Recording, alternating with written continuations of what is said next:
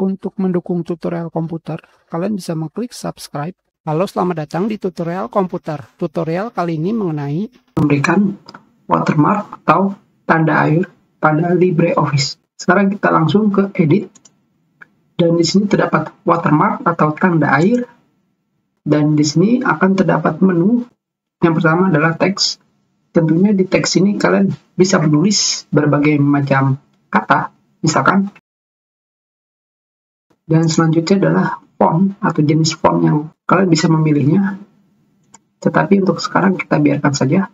Dan berikutnya adalah angle atau sudut 45 derajat. Dan selanjutnya adalah transparansi. Dan yang terakhir adalah color atau warna. Dan sekarang kita klik OK.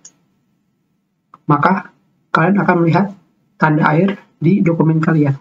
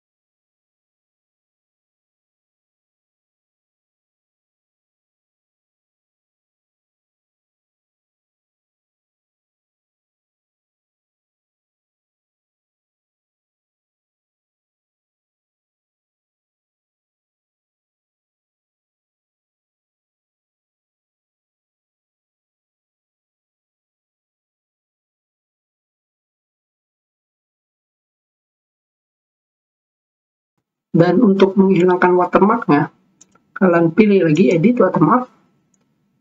Tinggal kalian hapus teksnya. Dan watermark kalian akan hilang. Kita sudahi. Terima kasih.